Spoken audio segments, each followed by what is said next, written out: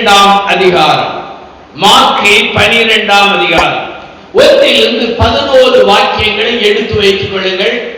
இந்த பகுதியிலே நம்முடைய ஆண்டவராகிய இயேசுவானவர் ஒரு ஓமையை சொல்கிறார். ஒரு மனிதன் ஒரு பெரிய திராட்சை தோட்டத்தை நட்டு அதை நாட்டி வேலி அடைத்து ரச தொட்டியை வைத்து ஆலையை உருவாக்கி குத்தையை கொடுத்து விட்டு போய்விடுகிறார். பருவ காலம் வந்தபோது தன்னுடைய பாகத்தை வாங்க அனுப்புகிறார். அவன் அனுப்பும் போது எஜமானின் வேலைக்காரனை அவர்கள் எப்படி அனுப்புகிறார்கள் பாருங்கள். மார்க்கு 12:3 அவர்கள் அவனை பிடித்து அடித்து வெறுமையாய் என்ன செய்தார்கள்? நான் ஜெபித்த போது என்னுடைய உள்ளத்துல இந்த ஒரு வார்த்தை தான் எனக்கு தெரிஞ்சு, வெறுமையாய் அனுப்பிவிட்டார்கள். அதனுடைய பொருள் என்ன? ஆண்டவரை இன்றைக்கு நானும் நீங்களும் வெறுமையாய் அனுப்பவே கூடாது. Never send God empty-handed. ஆண்டவரை வெறுமையாய் அனுப்பக்கூடாது. வெறுமைக்கு எதிர்மறை என்ன தெரியுமா? நிறைவு. நிறைவை எல்லாரும் விரும்புவோம். பாருங்கள், நிறைவை எல்லாரும் விரும்புவோம். குறைவென்றால் அநேகர் முகச்சுளிப்பார்கள். நிறைவு வந்தால் மகிழ்ச்சி வரும். ஆதியாகம 1ஆம் அதிகாரம் 2 பாருங்கள். பூமியானது வெறுமையும் எப்படி இருந்தது? அது இருந்தது. அங்கே வெறுமை வருகிறது. அப்படியானால் வேத வசனத்தில் என்ன சொல்கிறேன்?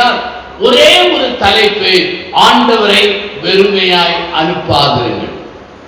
நாம் நீங்கள் வெறுமையாய் அனுப்பினமோ இல்லையோ என்பது இப்ப தெரியாது.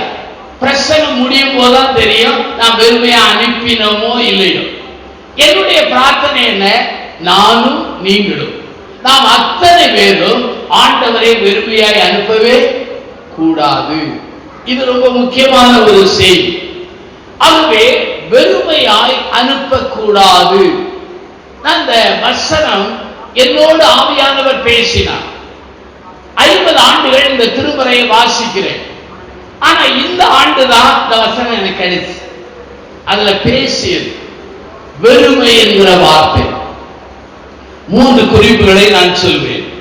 முதல் குறிப்பு என்ன தெரியுமா? Without God our life is empty.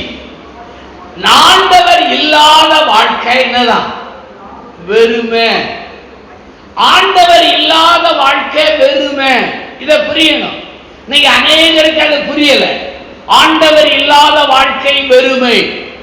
நான் ஆண்டவரை ஏற்றுக்கொள்ளாததற்கு முன்பாக என் வாழ்க்கையிலே வெறுமை இருந்தது, சூனியமாக இருந்தேன். ஆனால் என்றைக்கு ஆண்டவரை அறிந்து கொண்டேனோ அன்றைக்கு என் வாழ்க்கையிலே நம்பிக்கை வந்தது, நோக்கம் தெரிந்தது. நான் ஆண்டவரை அறிந்து அவருக்காக வாழ ஆரம்பித்தேன். அன்றையிலிருந்து என் வாழ்க்கையில நம்பிக்கை உண்டு, மகிழ்ச்சி உண்டு, சமாதானம் உண்டு. நானும் ஆண்டவருக்கு பயனுள்ளதாக இருக்கிறேன், அநேகருக்கு பயனுள்ளதாக வாழ கிருபை செய்தார். ஆகவேதான் தைரியமாய் சொல்கிறேன், ஆண்டவர் இல்லாத வாழ்க்கை வெறுமை. அருமையானவர்களே, இன்னைக்கு சபையில் இருக்கிற அத்தனை பேரும் ஆண்டவரை ஏற்றுக்கொண்டவர்கள் என்று நான் ஏற்றுக்கொள்ள மாட்டேன். சபை எப்படி இருக்கு தெரியுமா? நம்ம அதாவது அவியல் வைப்பாங்கல்ல நம்ம ஊர்ல, அதே போல அவியல்ல எல்லா காய்கறியும் இருக்கு. அதே போல சபையில மீட்கப்பட்டவர்கள் உண்டு, மீட்கப்படாதவர்கள் உண்டு, சபை அரசியல்வாதிகள் உண்டு, கல்லறைகளுக்கு கல்யாணத்துக்கும் வருகிறவர்கள் உண்டு, சிலர் இருக்கிறார்கள் வேலைக்காக வந்து ஒட்டிக் கொள்கிறவர்களும் உண்டு. பல ரகம் இருக்கிறது. ஆனால் சபை என்பது இன்னைக்கு ஒரு அவியல்.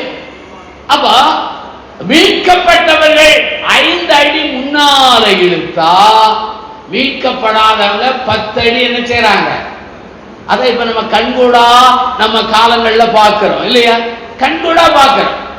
அப்போ ஆண்டவரின் சபையின் பிள்ளைகள் அத்தனை பேரும் ஆண்டவரை ஏற்றுக்கொண்டால் என்ன நடக்கும் தெரியுமா? இந்த பூமியில பரலோகத்தின் முன்ருசியை பார்க்கலாம் என்ற ஒரு ஐயா சொன்னார். எழுப்பல் வந்து விட்டது. நான் சொன்னேன் வரல. என்னையா எல்லாரும் நாங்க இரவும் பகலும் ஜெபிக்கிறோம் வரலன்னு சொல்றீங்களே? நான் சொன்னேன் பழகாலத்து பிரசங்கியா. ஏன் தெரியுமா வரலன்னு எப்படி சொல்றீங்க? என்னைக்கு திருமண்டலத்திலே தேர்தல் சமயத்திலே போலீஸ் வராமல் இருக்கிறார்களோ, கோர்ட்டுக்கு போகாமல் இருக்கிறார்களோ, அன்னைக்கு தான் என்னது என்ன சத்தமே இல்லை. ஏன் தெரியுமா? இன்னைக்கு சபையில் உள்ள அத்தனை மக்களும் ஆண்டவரை ஏற்றுக்கொண்டால் இந்தியாவின் எழுப்புதலை யாராலும் தடுக்க முடியாது. அப்ப முதல் குறிப்பு என்ன? ஆண்டவர் இல்லாத வாழ்க்கை என்னது? தங்கச்சி, தம்பி, அண்ணன், அக்கா, அம்மாங்கிற முறையில சொல்றேன். கொஞ்சம் மனசாட்சியை தொட்டு பாருங்க. ஒவ்வொரு வருடமும் 2 காலம் வருகிறது, போகிறது, நாம் ஈர்க்கப்படவில்லை. 1:4 ஒரு சந்ததி போகிறது, மறு சந்ததி வருகிறது, பூமியோ என்றைக்கும். அப்ப என்ன அர்த்தம் தெரியுமா? ஆண்டவரை ஏற்றுக்கொள்ளாத ஒரு வாழ்க்கை வெறுமை. ஏன் சொல்லுகிறேன் தெரியுமா? பூமி நிலைத்திருக்கும், நீங்களும் நானும் இருக்கவே மாட்டோம். ஒரு சந்ததி வரும், ஒரு சந்ததி போயிடும். இது கடந்து போகும். அது பொருள் என்ன? வாழ்க்கை கடந்து போகும். வாழ்க்கை கடந்து போகிறதுனாலே நீ தெய்வத்தை ஏற்றுக்கொள்ளாமல் வாழ்வாயானால் அது வெறும். ஒரு சந்ததி இருக்கிறது, இன்னொரு சந்ததி போகிறது. நாம் யாரும் நிரந்தரம் அல்ல. அப்படியானால் ஒரு சந்ததி இருக்கிறது, இன்னொரு சந்ததி போகிறது என்றால் வாழ்க்கை சதம் அல்ல. ஆகவே நான் தைரியமாய் சொல்கிறேன், ஆண்டவரை ஏற்றுக்கொள்ளாத வாழ்க்கை அது வெறுமை. 1963 நவம்பர் 22 அமெரிக்க ஜனாதிபதி கென்னடி காலையில பிரேக்பாஸ்ட், காலை ஆகாரத்தை சாப்பிட்டார்.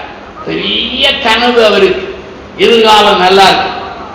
2 மணிக்கு அவரை சுட்டு கொண்டுட்டாங்க. அப்ப பாருங்க, நம்ம வாழ்க்கை ஒன்றுமே இல்லை. வேதத்தை நீங்கள் எடுப்பீர்கள் என்றால் அருமையான ஒரு வாக்கியம் வருகிறது. அதே பிரசங்கி 1:16 பாருங்கள்.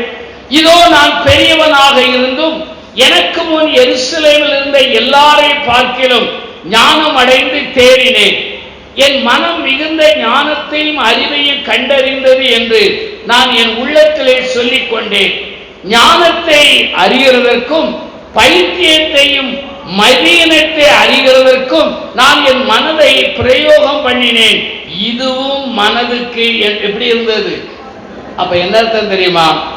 நம்முடைய நாலேஜ் உண்மையாகவே நமக்கு என்ன செய்யும் என்றால் அமைதியை தரார். அவன் சொல்றான் பாருங்க, பிரசங்கி 1:17 இது மனதுக்கு எப்படி இருந்தது? என்ன படிச்சாலும், என்ன அறிவு இருந்தாலும், பேருக்கு பின்னால எவ்வளவு பட்டம் இருந்தாலும் அதுவும் நமக்கு என்னதான்? சஞ்சலம். எனக்கு தெரிஞ்ச ஒரு தம்பி PhD படிச்சார். அப்ப அவர் சொன்னார், அண்ணா நான் PhD படிச்சிருக்கேன், அதுக்கு மேல படிக்க முடியுமா? இல்லைன்னா சிரிச்சார்.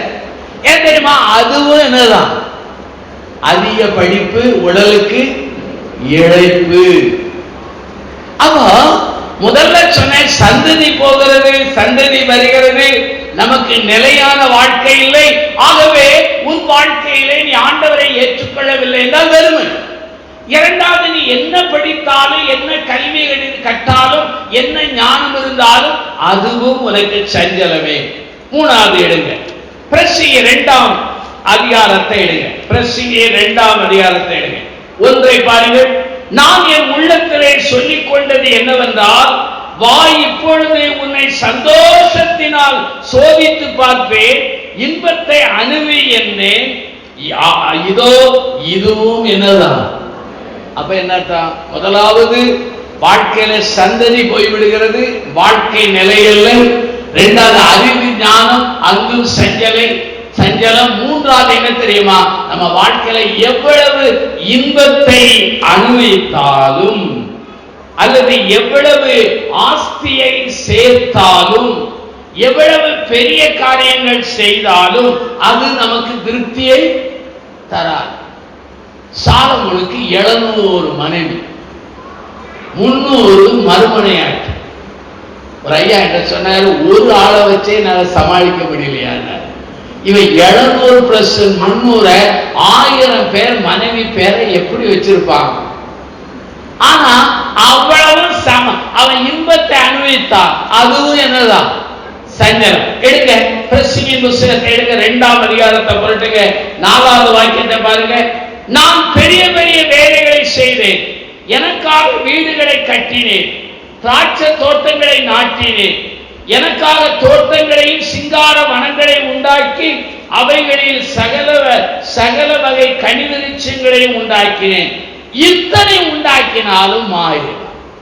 அப்ப என்ன அர்த்தம்? இன்பமும் மாயை, நாம் கட்டின செய்த வேலைகளும் மாயை, அது மாத்திரமல்ல ஆஸ்திகளும் மாயை.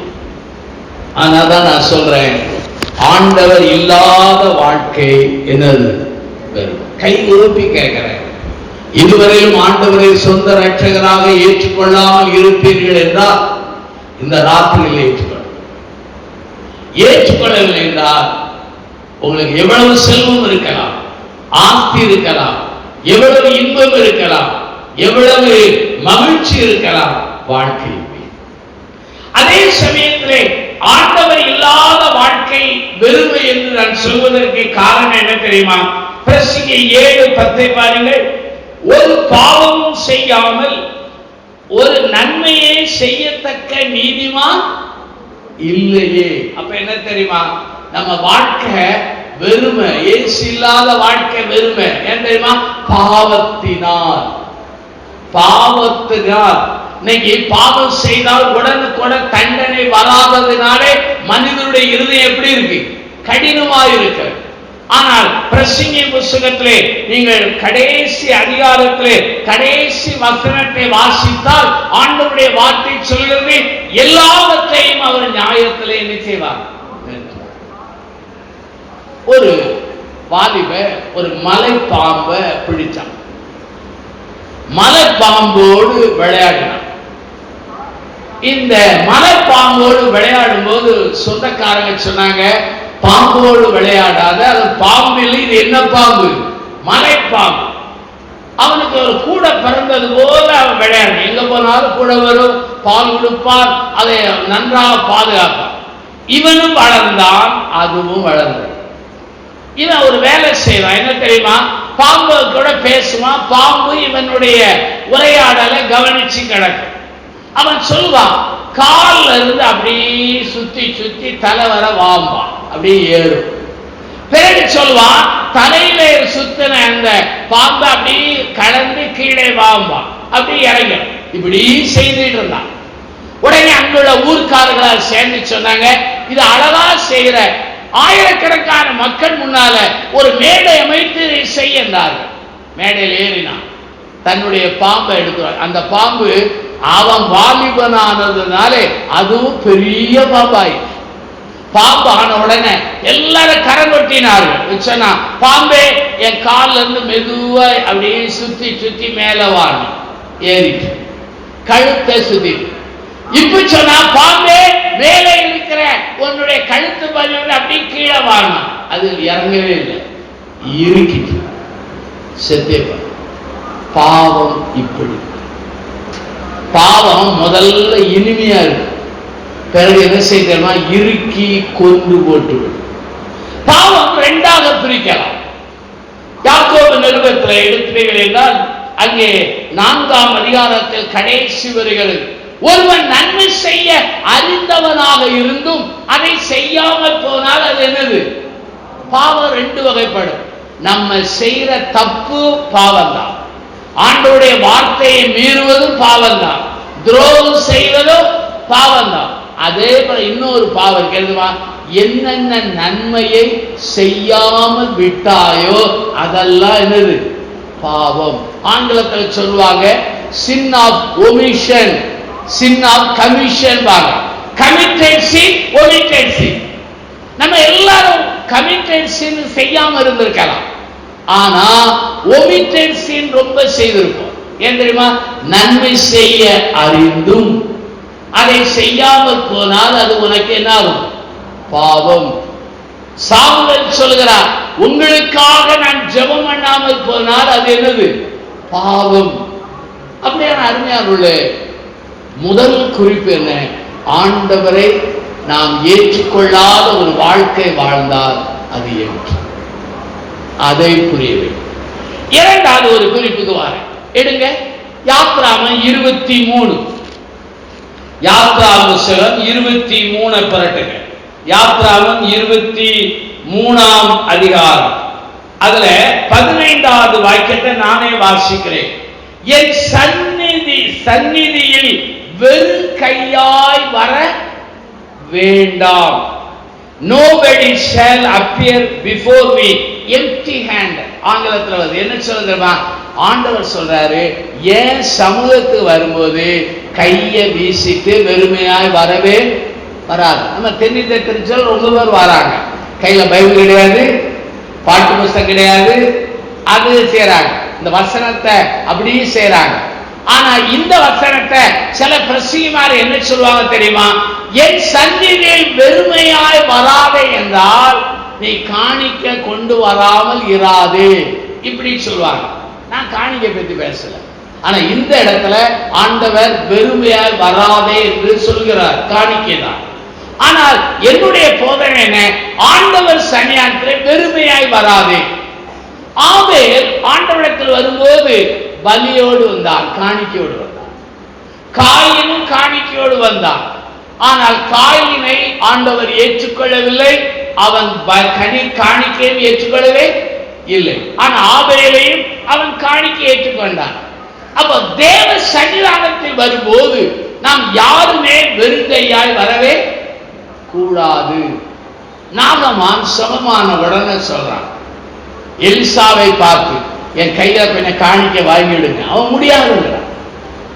அதே சமயத்தில் சவுல் கழுதையை தேட போகும் பொழுது அவன் வேலைக்காரன் சொல்லுகிறான், இங்கே ஒரு தீர்க்கன் இருக்கிறான், அவனிடத்தில் போனால் கழுதையை பற்றி சொல்வார். உடனே சவுல் சொல்கிறான், அந்த தேவ மனுஷனுக்கு கொடுப்பதற்கு மட்டும் ஒண்ணுமே. அப்ப எவ்வளவு அழகான குணம் பாருங்க. தேவ சன்னிதானத்தில் வெறுமையாய் வரக்கூடாது. நான் காணிக்கை சொல்லல, சில காரியத்தோடு நான் வரணும். அது என்ன காரணம்? வாசி. முதல் காரியம் என்ன? ஆண்டவரிடத்தில் வரும்போது துதியோடு அவரை மகிமைப்படுத்துகிற தோத்திர பலியோடு வர வேண்டும். எடுத்து வாசிக்கலாம். சங்கீத புஸ்தகம் 50ஆம் சங்கீதம், சங்கீத புஸ்தகத்தை எடுங்கள். 50ஆம் சங்கீதம் 22. ஒருவர் வாசிக்கலாம், ஒருவர் வாசியுங்கள்.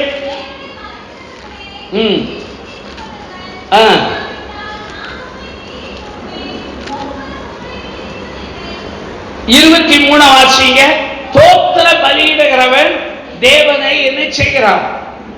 அதே 50ஆம் சங்கீதம் 14 பாருங்கள். நீ தேவனுக்கு தோத்திர பலியிட்டு உன்னதமானவருக்கு உன் பொருத்தனைகளை. அப்போ தேவ சன்னிதானத்தில் எப்படி வரணும்னா தோத்திர பலியோடு வரணும். நான் என் வாழ்க்கையில அதிகமா தோத்திரம் போடுவேன். ஆனா தோத்திர பலியிடும் போது என் கண்ணீர், புழுதியில் கிடந்த எண்ணெய், சாப்பிட வழி இல்லாத இருந்த எண்ணெய், உடுக்க வஸ்திரம் இல்லாமல் இருந்த எண்ணெய், குடியிருக்க வீடுகள் இல்லாத இருந்த எண்ணெய், மக்களாலே அங்கீகரிக்கப்படாத நிலையிலே இருந்த எண்ணெய். 50 வருஷத்துக்கு முன்னால என்னை பார்த்தவங்களுக்கு எல்லாருக்கும் தெரியும். ஆனா அப்படி இருந்த எண்ணெய் இன்னைக்கு எவ்வளவு உயர்த்தினாரு. அதை எண்ணும் போது கல்ல இருந்து என்ன வரும்? அப்போ ஆண்டவற்ற வரும்போது எதோடு வரணும்? தோத்திர. இங்கே ஒழுங்கா அல்லேலூயா போடணும், தோத்திரம் போடணும். அப்போ ஆண்டவரிடத்துல எப்படி வரணும் தெரியுமா? துதியோடு வரணும். துதி இல்லாம வர கூடாது. ரெண்டாவது பாருங்க, இன்னொன்று வரணும். எபிரேயர் நிருபம் 13ஆம் அதிகாரம், எபிரேயர் 13ஆம் அதிகாரம் விடுங்க. எபிரேயர் 13ஆம் அதிகாரம் 16 வாசிக்கிறேன். அன்றியும் நன்மை செய்யவும் தான தர்மம் பண்ணவும் மறவாதிருங்கள். இப்படிப்பட்ட பலிகளின் மேல் தேவன் எப்படி இருக்கிறார்? அப்ப என்ன தெரியுமா? ஆங்கிலத்தில் ஜெனராசிட்டி, தாராள மனதோடு என்ன செய்யணும்? வரணும். நன்மை செய்யணும், அடுத்தது என்ன செய்யணும்? தான தர்மம் பண்ணணும். இந்த பலியின் மேலே கர்த்தர் எப்படி இருக்கிறார்?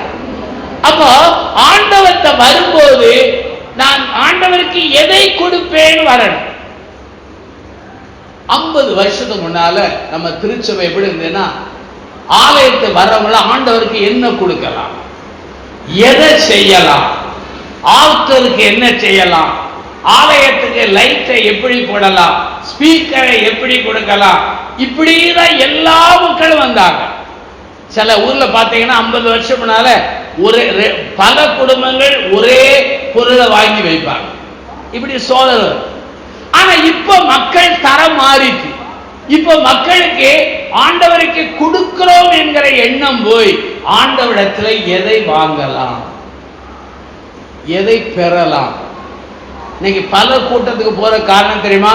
ஆண்டவர் எங்களுக்கு என்ன செய்வார் இல்லையா?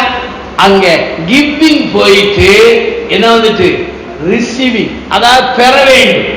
ஆனா எபிரேய நிருப ஆக்கியன் எழுதுகிறார், நன்மை செய், தான தர்மம் செய்ய வேண்டும், இதைத்தான் ஆண்டவர் விரும்புகிறார். ஹல்லேலூயா. அப்ப ஆண்டவர்கிட்ட வெறுமையா வரக்கூடாது. எதோடு வரணும்? துதியோடு வரணும். இரண்டாவது தாராள எண்ணத்தோடு வரணும். மூணாவது ஆண்டவருக்கு எப்படி வர வேண்டும்?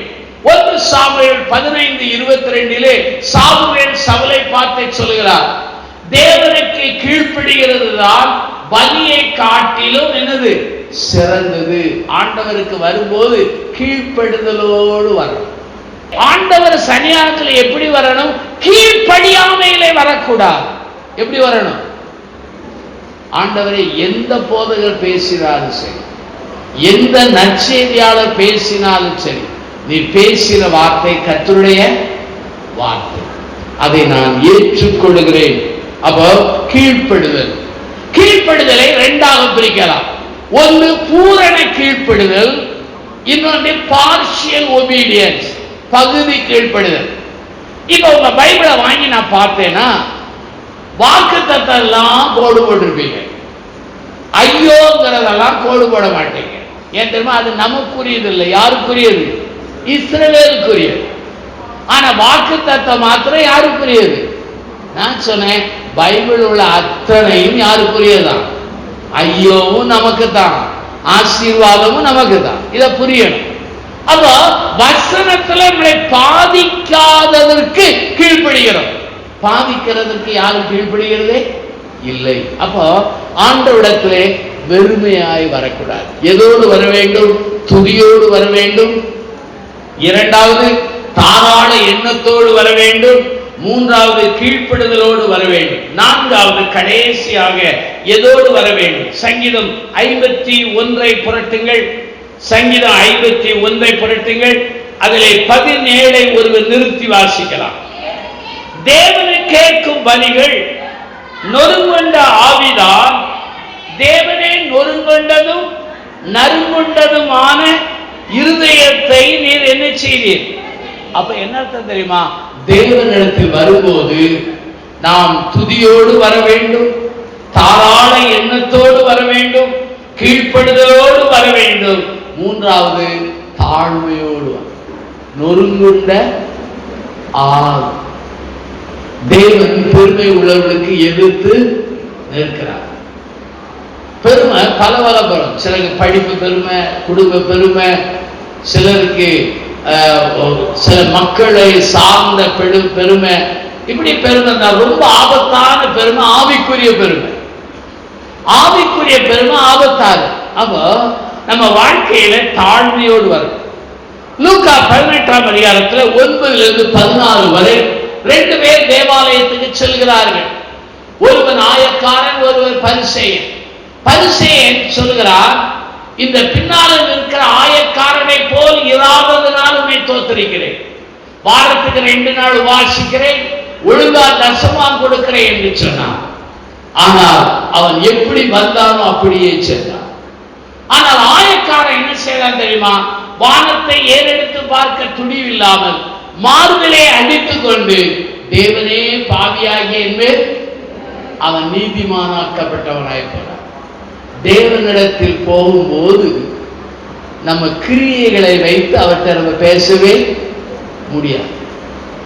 அவருடைய கிருபையை வைத்துத்தான் பேச முடியுமே தவிர கிரியை வைத்து நான் பேசவே முடியாது.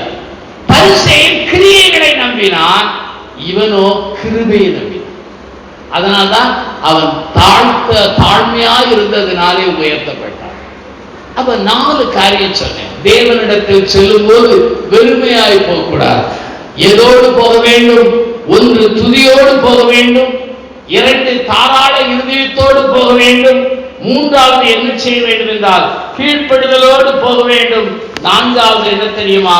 அங்கே தாழ்மையோடு போக வேண்டும். கடைசி ஒரு குறிப்பு, அதை கொஞ்சம் விளக்கமா சொல்வேன். கடைசி குறிப்பு, ஆண்டவரை வெறுமையாய் அனுப்பாது. மார்க்கு அங்க 13ஆம் அதிகாரத்துல 12ஆம் அதிகாரத்துல நம்ம படிச்சோம். ஒரு மனுஷன் திராட்சை தோட்டத்தை உருவாக்குகிறார், வேலி அடைக்கிறார். பிறகு அந்த திராட்சை தோட்டத்தை ரசத்தை தொட்டியை உருவாக்குகிறார், ஆலையை உருவாக்குகிறார். ஒருவரிடத்தில் குத்தகையை கொடுத்து விட்டு போகிறார். ஒரு நல்ல புரியுங்க, குத்தகை வாங்குறவங்களுக்கு அந்த நிலம் சொந்தம் அல்ல, குத்தகை. அவர் கொடுத்துட்டு போறார். பருவ காலம் வந்த போது, நீங்க மார்க் 12 வீட்டுல போய் பாருங்க, பருவ காலம். இஸ்ரவேல்ல ஒரு மனுஷன் குத்தகை விட்டா ஒரே வருஷத்துல அந்த கனியை கேட்க வேண்டாம். குறைஞ்சது 3 வருஷம், கூடினா 5 வருஷம். 5 வருடம் பருவ காலம் வந்த போது குத்தகைக்கு ஆளை அனுப்புகிறார். அதுல வசனம் வருகிறது, தன் பாகத்தை வாங்க. அப்ப என்ன அர்த்தம்? முழு பாகத்தை அல்ல, அவனுக்குரிய பாகத்தை வாங்க அனுப்புகிறார். குத்தகைக்கு வாங்கினவர்கள் அந்த அருமையான எஜமான் அனுப்பின வேலைக்காரனை அடித்து எப்படி அனுப்பினார்கள்? ஆண்டவர் என்னையும் உங்களை உருவாக்கினார், என்னையும் உங்களை ஆளாக்கினார். படிக்க வைத்தார், ஆகாரம் கொடுத்தார், உடை கொடுத்தார், வாய்ப்பு கொடுத்தார், நல்ல சபை கொடுத்தார், வீடு கொடுத்தார், உங்களுக்கு நல்ல கணவன் மனைவி பிள்ளைகளை தந்தார், இது நல்ல ஒரு திருச்சபை தந்தார். இதெல்லாம் ஆசீர்வாதம். ஆனால் அந்தந்த காலத்திலே, பருவ காலத்திலே நம்மிடத்திலே திராட்சை தோட்டத்துக்குரிய திராட்சை கனியை எதிர்பார்க்கிறார். ஆனால் இஸ்ரவேல் ஜனங்கள் இயேசுவின் காலத்துல அவங்க கனி கொடுக்கவே இல்லை. அதுக்கு பதில் அவர் அனுப்பினவரை அடிச்சு கொண்டாங்க. முதல்ல தீர்க்கரை அனுப்பினார், நியாயாதிபதி அனுப்பினார், தேவ மனிதரை அனுப்பினார், எல்லாரையும் அடிச்சாங்க, சிலரை கொண்டாங்க. கடைசியாக தோட்டக்காரன் தன் ஒரே குமாரனான இயேசுவை என்ன செய்தார்? அனுப்பினார். அவரையும் கொல்லுவார், கொண்டாங்க. அந்த ஓமையில அவரை கொல்லுவார்கள். உடனே ஆண்டவர் கேட்கிறார், இந்த தோட்டக்காரன் என்ன செய்வார்? குத்தகைக்கு கொடுக்கப்பட்ட மனிதத்திலிருந்து தோட்டத்தை வாங்கி இன்னொருவருக்கு என்ன செய்வார்? கொடுப்பார். அதே சம்பவம் தான் இன்னைக்கு எனக்கும் உங்களுக்கு வருது. ஆண்டவர் நமக்கு எல்லாம் செய்தார், தன்னுடைய கனியை எதிர்பார்க்கிறார், பலனை எதிர்பார்க்கிறார். நம்ம கனி கொடுக்காதபடி நாம் வெறுமையாய் கர்த்தரை அனுப்பி இருக்கிறோம். ஆண்டவர் விரும்புகிற கனி நம்மிடத்தில், உங்களிடத்திலும் இல்லை, என்னிடத்திலும் இல்லை, நம்ம யாரிடத்திலும் இல்லை. நான் சொல்ற வருத்தப்படாத, கர்த்தருடைய வார்த்தை. கனி கொடுக்கவில்லை என்றால் அவரை வெறுமையாய் அனுப்பினால் ஒரு காலத்திலே உன் கையிலே கொடுத்த ஆசீர்வாதத்தை பிடுங்கி இன்னொருவனு கொடுப்பான். இப்ப அது நடக்கு இல்லையா? நம்ம ஆசீர்வாதத்தை பிடிங்கி இன்னொருத்தன் செய்யற கண்ணால அதை பார்க்கிறோம். ஏன்னு சொல்றேன் தெரியுமா? கனியில 3 கனி சொல்லி முடிக்க போறேன். முதல் கனி எடுக்கலாம். முதல் கனி ஏசாயா 5:4. நான் என் திராட்சை தோட்டத்திற்கு செய்யாத வேலையை யாருக்கு செய்வேன்? தொடர்ந்து வாசியுங்கள். நல்ல திராட்சை பழம் தருவேன் என்று நான் எதிர்பார்த்தேன். அது எதை கொடுத்தது? எதை கொடுத்தது? இந்த எஜமான் அந்த திராட்சை தோட்டத்தில் கசப்பான திராட்சை செடியை வைக்கல. எதான் வச்சாரு? நல்ல திராட்சை செடியை வச்சாரு, வேலி அடைத்தாரு, உரமிட்டாரு, தண்ணீர் பாய்ச்சினாரு, காப்பாற்றினாரு. அதற்கு செய்யாததை யாருக்கு செய்யலங்க? அப்படி இருக்கும்போது திராட்சை செடியில என்ன வரல? என்ன வரல? நல்லது வரல. என்னது வந்தது? கசப்பு. இன்னைக்கு அதே கல்யாணம் முடிக்கும் போது ஹாப்பினஸ், மகிழ்ச்சிக்கு முடிக்காங்க. ஆனா முடிவு என்ன தெரியுமா? மகிழ்ச்சியில டிவோர்ஸ்ல போய் நிற்கும்.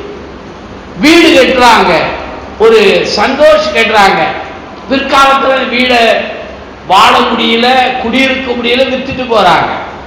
சிலருடைய வாழ்க்கையில பாருங்க, இன்னைக்கு அநேக இடங்களில் இப்படி வருகிறது கசப்பு. பரிசுத்த வாழ்க்கையை எதிர்பார்த்தால் இங்கு ஆண்டவருக்கு கிடைக்கிறது என்ன? அன்ஹோலினஸ், அசுத்தம். சமாதானத்தை எதிர்பார்த்தால் இங்கு ஆண்டவருக்கு கிடைத்தன டிவிஷன், பிரிவினை. ஒருவேளை மகிழ்ச்சியை எதிர்பார்த்தால் அங்கு துக்கம் வருகிறது. அருமையானவர்களே, கசப்பு எங்கு காணப்படும்? நானும் நீங்களும் இந்த நாள்ல நம்மளை மறு மதிப்பீடு செய்யணும். நான் மற்றவங்களை சொல்லல, இன்னைக்கு ராத்திரி வீட்டுல போய் நானும் நீங்கள் உட்கார்ந்து பார்க்கணும். ஆண்டவரே, நீர் என்னை நல்ல திராட்சை செடியாய் வைத்தீர், எனக்கு கசப்பா நல்ல கனியா? நல்ல கனினா ஆவியின் கனி வரும், கசப்பு கனினா மாம்ச கனிய வரும். எடுங்க எபிரேயர் 12ஆம் அதிகாரம், கொஞ்சம் பிறத்துங்க. எபிரேயர் 12ஆம் அதிகாரம், இந்த 12ல 15ஐ பாருங்கள். ஒருவனும் தேவனுடைய கிருபையை இழந்து போகாதபடிக்கு யாதொரு கசப்பான வேர் முளைத்து எழும்பி கலக்கம் உண்டாகிறதுனால் அநேகர் தீட்டுப்படாதபடி. எபிரேய நிருப ஆக்கியோன் எழுதுற, கசப்பான வேர் வந்தால் நமக்கு என்ன வரும்? கலக்கம் வரும், தீட்டு வரும். 16 பாருங்க. ஒருவன் வேசி கள்ளனாகவும் ஒருவேளை போஜனத்துக்காக தன் சேஷ புத்திர பாகத்தை விற்று போட்ட ஏசாவை போல சீர்கெட்டவனாய் இராதபடி எப்படி செய்யுங்கள்? எச்சரிக்கையாயிருங்கள். அப்போ ஆண்டவருடைய வார்த்தை சொல்கிறது கசப்பான வேர். வாழ்க்கையில புரியணையா, ஆண்டவர் நல்ல கனியை எதிர்பார்த்தார். நமக்குள்ள என்ன கனி சொல்லுங்க? நீங்க பார்க்கறத பார்த்தா நாளைக்கு வருவீங்களோன்னு சந்தேகம். வராட்டாலும் போதரையா இருக்காங்க, 4 பேர் இருக்காங்க, நான் பிரசவம் பண்ணுவேன், கவலைப்படாங்க இல்லையா? வந்தால் உங்களுக்கு ஆசீர்வாதம். அப்ப முதல் கனி என்ன தெரியுமா? கசப்பான கனி. இன்னொரு கனி இருக்கு, இன்னொரு கனி. ஓசியா 10:1 வாசி. ஓசியா 10:1 கொஞ்சம் நிறுத்தி வாசிக்கலாம். இஸ்ரவேல் பலனற்ற திராட்சை செடி, அது தனக்கு தானே என்ன செய்தது? ரொம்ப அழகான வாக்கியம். ஆண்டவர் சொல்றார், இஸ்ரவேலே, நீ பலனற்று போன திராட்சை செடி, ஆனால் நீ கனி கொடுக்கிறாய், உனக்காக தனக்கு தானே கனி கொடுக்கிறாய். இப்ப நான் ஒரு கதை சொல்றேன். ஒரு மனுஷன் திராட்சை செடியை நட்டு வச்சான், நல்ல உரமிட்டான், தண்ணீர் பாய்ச்சினான். திராட்சை செடி வளர்ந்தது, கிளை நறுக்கினான். அப்படி திராட்சை செடியில பழம் அப்படி தொங்க ஆரம்பித்தது. அப்படி அது பழமாய் அது முதிர ஆரம்பித்தது. திராட்சை தோட்டக்காரன் இந்த பழத்தை நான் சாப்பிடணும்னு எண்ணிக்கிட்டே பார்த்துக்கிட்டு இருக்கான். பார்த்துட்டு இருக்கும் போது திராட்சை செடி தான் பழத்தை சாப்பிட்டுட்டு, இதுதான் தோட்டம். திராட்சை செடி தானே அதற்கு பலன். அது இன்னும் புரியலையா உங்களுக்கு சொல்றேன். நம்ம கிராமங்கள்ல சில பசுமாடு இருக்கு, எல்லா பசுமாடு அதை செய்யாது, சில கள்ள மாடு இருக்கு. அது என்ன செய்யும் தெரியுமா? தன் மடுவிலே வாய் வைத்து என்ன செய்யும்? பால் குடிக்கும். அதுக்கு என்ன செய்வாங்க? ஒரு ஓலை பெட்டி எடுத்து வாயில என்ன செய்வாங்க? மாட்டுவாங்க. ஆண்டவர் சொல்லுகிறார், என் ஜனமே, நீ கனி கொடுக்கிறாய். யாருக்கு கனி கொடுக்கிறாய்? தெய்வத்துக்கு இல்லை, நீ பிறருக்கும் இல்லை, உனக்காக கனி கொடுக்கிறாய், உனக்காகவே வாழுகிறாய். நம் குடும்பம், நம் சுயம் இப்படி வாழுகிறோமே தவிர யாரும் பொது நலத்துக்காக வாழவே இல்லை. எல்லாருக்கும் சுயநலம் உண்டு, இல்லை நான் சொல்லல. என்கிட்டயும் உண்டு, இல்லை நான் போய் சொல்லல. ஆனா உங்களுக்கும் எனக்கும் சுயநலத்துல சதவீதம் வித்தியாசம். அப்போ பொது நலத்துல ஒரு சுயநலம், சுயநலத்துல என்ன இருக்கு பொது நலம். இந்த ரெண்டு இணைஞ்சிருக்கு.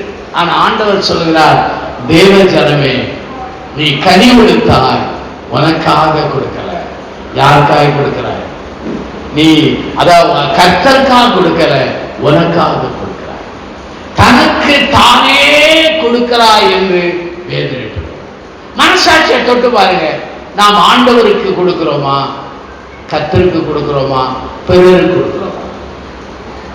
பழைய காலத்துல பொதுநலவாதிகள் அதிகம், சுயநலவாதிகள் கொஞ்சம். இப்போ சுயநலவாதிகள் என்னது ரொம்ப அதிகம், பொதுநலவாதிகள் 1-2. அந்த 1-2 பேரையும் இந்த சுயநலவாதிகள் கொன்னுருவாங்க, அடிச்சிருவாங்க. அப்படி மாறிவிட்டு, அல்லது சுயநலவாதிகள் பொதுநலவாதிகளை கொஞ்ச காலத்திலே சுயநலவாதியை மாற்றி விடுகிறார்கள். இதான் நடக்கும். அப்போ பைபிள் படி பார்த்தா 2 கனி. முதல்ல கசப்பின் கனி, 2வது கனி என்ன கனி? தனக்கு சுய கனி. 3வது ஒரு கனி எடுங்க. 3வது கனி எடுக்கலாம். மத்தேயு 21 எடுங்க. மத்தேயு 21 அதுல 19 எடுக்கலாம். மத்தேயு 21 19 வாசிங்கள். அப்பொழுது வழியருகே ஒரு அத்தி மரத்தை கண்டு அதனிடத்துக்கு போய் அதிலே இலைகளை அன்றி வேறொன்றை காணாமல், இனி ஒரு காலம் உன்னிடத்தில் கனி உண்டாகாது இருக்க கடவுது என்றால், உடனே அத்திமரம் என்ன செய்தது? ஆண்டவருடைய செயல் சில சமயம் ப்ராஃபட்டிகள், தீர்க்கதரிசனம் நடக்கும். பசி உண்டாயிற்று, தூரத்துல ஒரு அத்தி மரத்தை பார்க்க, அந்த அத்தி மரத்துல இலை இருந்துச்சு. ஆனா இன்னொரு நற்செய்தி நூல்ல வருது, அத்தி பழ காலம் இராத படியா. அத்திப்பழ காலம் இல்லாத காலத்துல போய் ஒரு அத்தி மரத்துல பழத்தை தேடுறது நியாயமா? நமக்கு ஒரு கேள்வி வருது. அவர் போய் பார்க்கிறாரு, இலை இருக்கு, பழம் இல்லை. பழைய காலத்துல பரமானந்த ஐயர்னு ஒரு ஐயர் இருந்தார், பழைய காலத்து ஐயர்வாள். அந்த பரமானந்த ஐயர்வாள் ஒரு புத்தகத்தில் எழுதுறார். என்ன எழுதுறார் தெரியுமா? இந்த அத்தி மரம், யூதர்கள் மத்தியில் இருக்கிற அத்தி மரம் கொஞ்சம் விசேஷம். முதல்ல மரம் வளரும், அம்மரம் வளர்ந்த உடனே இலை வராது. அந்த மரத்துல அந்த அத்தி பழத்துக்குரிய பூ மொட்டு வரும். மொட்டுக்கு பிறகு என்ன வரும்? பூ வரும். பூவுக்கு பிறகு என்ன வரும்? கனி வரும். கனி வந்த உடனே இலை வந்துடும். அப்ப இலை வந்துச்சுன்னா என்ன அர்த்தம்? அந்த இடத்துல கனி என்ன செய்யுது? அதனால ஆண்டவர் இன்னொரு குறிப்பு அவர் சொல்ற, நம்ம ஊர்ல மிளகா போடுவாங்க. ஜூன் மாசம் மிளகா விளையுதுன்னு நினைக்கும் போது மே மாசத்துல சில மிளகாய் காய்ச்சிரும், அதுக்கு பேர் முதற்கனி. இந்த 2 மாசத்துல மிளகா போயிரும் நினைப்போம், அதுக்கு பிறகு 1 மாதம் கழித்து மிளகா காய்க்கும், அதுக்கு பேர் பிற்கனி. ஆண்டவரே முற்கனியோ பிற்கனியோ ஏதாவது ஒரு கனி இருக்கான்னு பார்த்தார், ஒண்ணுமே இல்லை. உடனே சபித்தா. அப்ப இந்த இடத்துல இந்த மரத்துல கனி இல்லை, வெறுமை. இப்ப மார்க் 12 எடுங்க. வெறுமையாய் அனுப்பியது போல இந்த அத்தி மரமும் இயேசுவுக்கு என்ன கொடுத்தது? வெறுமைதான் கொடுத்தது. இன்னைக்கு நம்ம வீடுகள்ல இலை இருக்கு, வீடெல்லாம் வசனம் இல்லையா? ஆனா கனி இல்லை இல்லையா?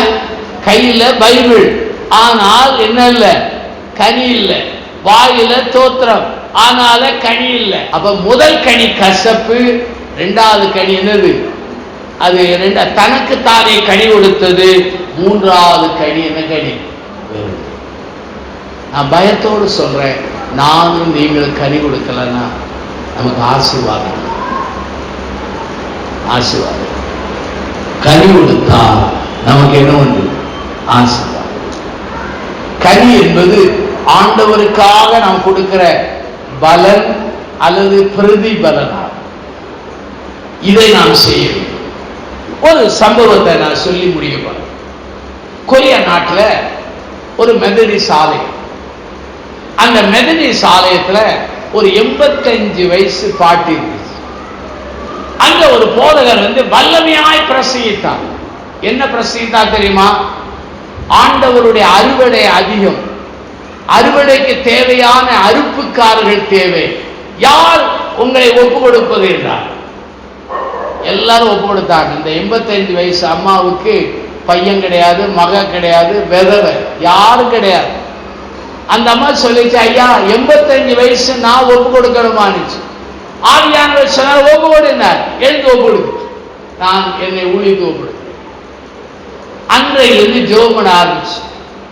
அந்த கொரியா பட்டணத்துல ஏராள யூனிவர்சிட்டி, பல்கலைக்கழகம் உண்டு. வெளிநாட்டு மாணவர்கள் மாணவிகள் படிப்பாங்க.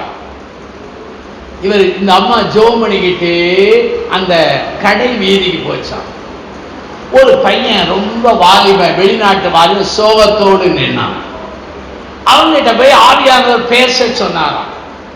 மணி ஏன் துக்கமா இருக்கு? அவன் சொன்னான், அப்பா அம்மாவை நேசிப்பேன், என் படிப்புக்காக இங்க வந்தேன், என்னால அப்பா அம்மாவை மறக்க முடியல, அதனால அநேக கெட்ட பழக்கத்துக்கு அடிமையாயிட்டேன், என்னால் படிக்க முடியலன்னு சொன்ன அந்த அம்மா சொல்லிட்டான், மகனே நீ பயப்படாத, என் அட்ரஸ் தாரேன், ஞாயிற்றுக்கிழமை சாயங்காலம் என் வீட்டுக்கு வாங்க. வீடு போச்சு. அவன் போன உடனே அவனை வரவேற்று ஆகாரம் கொடுத்து அவனை ஆற்றி தேற்றி பிறகு சரியான நேரம் வரும்போது சுவிசேஷம் சொல்லிச்சு. அந்த நேரத்தில் ஆவியானவர் கிரியை செய்தன்னு ஓன்னு அழுது ஒப்பு கொடுத்துருக்கான். உடனே அவன் சொன்னான், அம்மா அடுத்த வாரமும் நான் வரட்டான், வா தம்பினா. அவன் சொன்னா, நான் வரும்போது கொஞ்சம் பேரை அழைச்சிட்டு வரலாமா? வா தம்பினாங்க. ஒரு 5 பேரை அழைச்சி வந்தான். அந்த அம்மா கொடுக்குமா, இது பெரிய ஊழியம் செய்யல, அவ்வளவு பேருக்கு ஆகாரம் கொடுக்கும், ஆறுதல் கொடுக்கும், வசனத்தை சொல்லும். 5 பேர் 50 மாறிச்சு, 100 மாறிச்சு, செஞ்சுக்கிட்டே இருந்துச்சு. தனக்கு கிடைத்த சம்பளம் வருவாய் செஞ்சு. ஒரு நாள் அந்த அம்மா மூச்சு விட மறந்துச்சு. என்னது? செத்து போச்சு. அந்த அம்மாவுக்கு கணவன் இல்லை, பிள்ளை இல்லை. உடனே சபைக்கு தெரியப்படுத்தினாங்க. உடனே போதகர் சொன்னாரு, சபையார் எல்லாருமே அந்த அம்மாவை அடக்கம் பண்ணுவோம் சொல்லி கொயரெல்லாம் வச்சு அந்த அம்மா அடக்கம் பண்ணாங்க. அடக்கம் பண்ண கல்லர் தோட்டத்துக்கு போனா ஆயிரக்கணக்கான வெளிநாட்டு மாணவர்கள் மாணவிகள் அந்த கல்லறை குழியில நிக்காங்க. போதகருக்கு சந்தேகம், இவங்களுக்கும் இந்த அம்மாவுக்கு என்ன சம்பந்தம்? அடக்கம் பண்ணி முடிச்ச உடனே அந்த இரங்கல் கூட்டத்துல அவங்கள பேச சொல்லுவோம். எல்லாரும் அழுதுட்டு சொன்னாங்களாம், நாங்கள் போதைக்கு அடிமையா இருந்தோம், இந்த அம்மா எங்களை தேற்றினார், இயேசுவை சொன்னார்கள், நான் மனுஷனாயிருக்கேன். அப்ப இந்த அம்மா பரலோகத்துக்கு போகும்போது வெறுங்கையாய் போயிருக்குமா, ஆத்மாவோடு போயிருக்கு? சொல்லுங்க. இங்க இருக்கிறவங்க யாருக்காவது 85 வயசு மேல இருக்காதுன்னு நம்புறேன். அப்போ நம்ம ஊழியம் செய்யலாமா செய்யக்கூடாதா? அதுக்காக எல்லாரையும் கூட்டு வச்சு ஆகாரம் கொடுங்க நான் சொல்லல. உங்களை ஆண்டவர் எப்படி ஏவுகிறாரோ அதை செய்தால் ஆத்துமாக்களை ஆதாயம் பண்ணும் போது நாம் மரிக்கும் போது ஆண்டவரத்தில் வெறுங்கையாய் போக மாட்டோம். எப்படி போவோம்? எத்தனை குறிப்பு சொன்னேன்? 3 குறிப்பு. முதலாவது சொன்னேன், ஆண்டவரை ஏற்றுக்கொள்ளாத வாழ்க்கை வெறுமை. 2வது குறிப்பு என்ன? ஆண்டவரிடத்தில் வெறுமையாய் போகக்கூடாது, துதியோடு போக வேண்டும், தாராள மனதோடு போக வேண்டும். 3வது என்னது? கீழ்ப்படுதலோடு போக வேண்டும். 4வது தாழ்மையோடு. ஆண்டவரை வெறுமையாய் அனுப்பக்கூடாது. வெறுமையை அனுப்புகிறோம் என்றால் பொருள் என்ன? நமக்கு கனி இல்லை. கனியிலே கசப்பான கனி, நமக்கு தாமே கொடுத்த கனி. 3வது வெறுமையான கனி. நீங்கள் ஆண்டவருக்கு ஒப்பு கொடுத்து வாழ்வீர்கள் என்றால் நீங்கள் வெறுங்கையாய் ஆண்டவர் சரீரத்துக்கு வர போக மாட்டீர்கள், ஆண்டவரையும் வெறுமையாய் அனுப்ப மாட்டீர்கள். கர்த்தர் எனக்கு தந்த செய்தி நான் சொல்லிட்டேன். உங்க பாடு அவர் பாடு. எழுந்துருங்க, எல்லாரும் எழுந்துருங்க.